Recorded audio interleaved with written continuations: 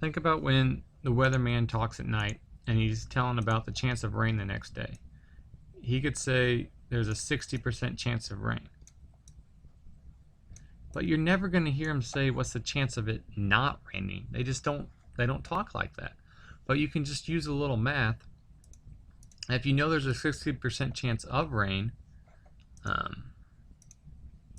then you just do 1 minus the 60% chance, and that tells you the chances that it won't rain.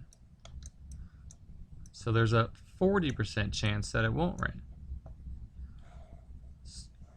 The weatherman never comes right out and says the chance of it not raining, but just doing 1 minus the chance that it will rain tells you the chance that it won't rain. The same thing is going on in Excel. When we're doing the binomial distribution or when we're doing the normal distribution, Excel's only giving you one side of the story. For example, here with the binomial distribution, if we have 20 flips, we're going to flip a coin 20 times. Probability of success of a head, we're going to say heads of success, is 50%, 0.5. Well, what are the chances that we get 11 or less heads? When you type in true into the binomial distribution function, true gives you the chances of every number less than what you type in.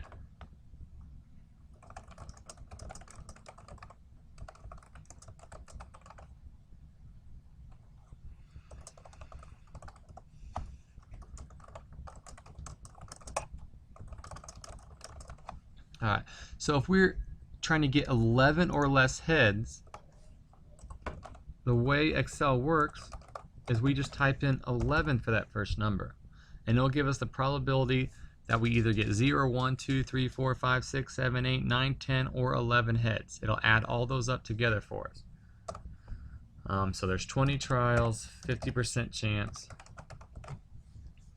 of getting a head. So when we type in true, it added up everything less than. That's what Excel does. It adds up all your options for less than whatever you type in, and we typed in 11 here. So a little bit of a twist here. What are the chances of less than 14 heads? Well, what are we actually asking for here? We want to know what are the chances we get either 0, 1, 2, 3, 4, 5, 6, 7, 8, 9, 10, 11, 12, or 13. That's where we're stopping. 13 is the cutoff for being less than 14. So don't type 14 in.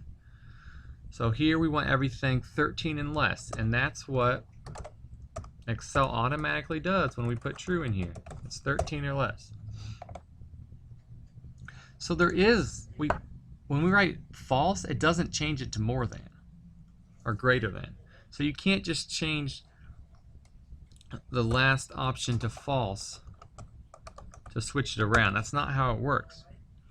If you want 14 or more, what you have to do is what we did with the weather. 1 minus the other option. So what's the opposite of 14 or more?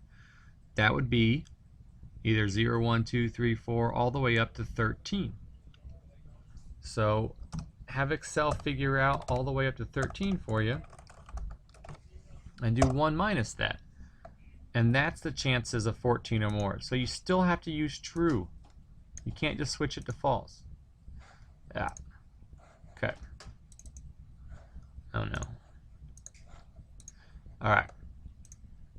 What about one more here? Chances of more than 9 heads. So what are we trying to figure out? We're trying to figure out if we get 10, 11, 12, 13, 14, 15, 16, 17, 18, 19, or 20 heads. We can't type that in directly. We have to do 1 minus the opposite of that. So the opposite of that would be everything from 9 on down. So we're going to use 9 in our formula. And that's the chances right here of getting more than 9 heads, because Excel will tell us when we type true in here of getting less than 9, and so we have to do 1 minus that, or 9 or less it told us. So 1 minus that will tell us what more than 9 is. So what does happen as a reminder when you switch it to false?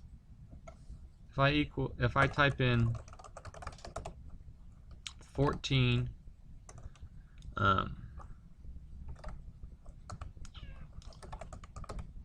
what does the false do? This tells me of the probability of getting exactly 14 heads out of 20 flips.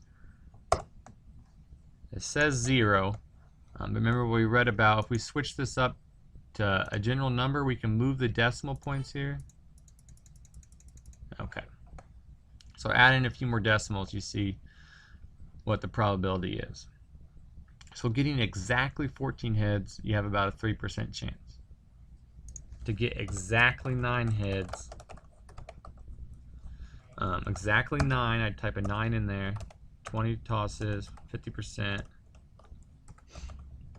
And the false, this is the chances of getting exactly 9 heads.